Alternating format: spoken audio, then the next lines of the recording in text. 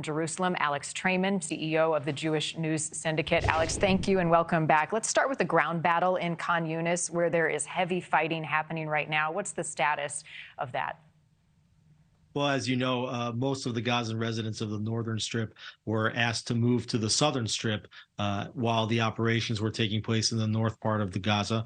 But now the operations have moved into Khan Yunis, which is a city in the southern portion of the Gaza Strip. And many of the Hamas terrorists were believed to have moved from the north to the south, along with the civilians, and are now inside that major terrorist stronghold. And the IDF has been working with tremendous efficiency to try to identify all of the weapon stockpiles and tunnel shaft openings, and also to target Hamas's senior leadership in Khan Yunis right now. There are thousands and thousands of civilians. How many are in Khan Yunis right now? How many were able to evacuate to safer areas?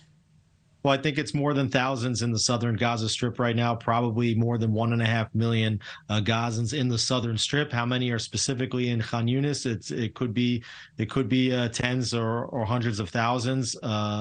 Many of them are been instructed to go into safe zones, which have been dedicated as safe zones by the IDF. But even from those zones, we've seen rockets being fired at Israeli population centers from inside the safe zones themselves. So there's really no safe space inside Gaza right now, and everybody is in the midst of the fighting. The IDF has said that some terrorists are surrendering. We've seen some video and images from the north. What more can you tell us about that? Yeah, we've literally seen truckloads of Hamas operatives stripped down to their underwear with their hands tied behind their backs, many of them put on trucks and taken into Israel. We've seen this happen day after day after day, and it is definitely sending a very strong signal that many Hamas members are surrendering and that the fight may be winding down. I mean, it could still be a very long process, but the beginning of the end of Hamas inside the Gaza Strip. And as these mass surrenders happen, the ability to gain intelligence about Hamas's plans is probably something that will be heavily focused on. What more are you hearing about those who have surrendered and where they're going to be taken?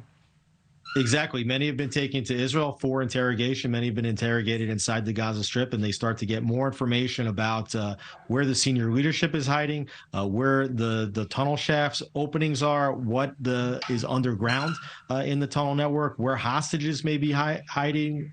Being hidden rather, and so where weapons are being stored. So there's a lot of information to be gathered, but more so than all the information, the changing of the strategy from killing all the operatives to getting them to surrender, hopefully will lead to the further surrender of more and more members of Hamas, including their senior leadership. Indeed. Reports that the willingness to discuss a ceasefire right now is fading. What does that mean for the ongoing hostage concerns?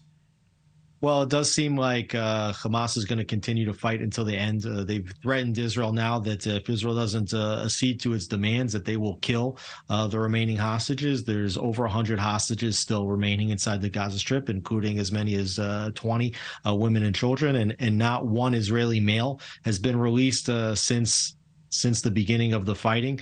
But it doesn't seem like Israel's interested in a ceasefire right now. They want to see the eradication of Hamas. They can see those goalposts in front of them clearly, and I think they're going to keep marching until Yahya Sinwar, Mohammed Deif, and the other senior leaders of Hamas are either captured, dead or alive.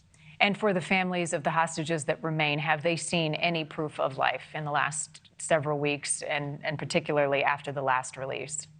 Well, unfortunately, we're getting more signals that some of these hostages are dead inside the Gaza Strip. And these are bitter videos and pictures and intelligence that's being communicated to some of the families. It is believed that some of the hostages are still alive.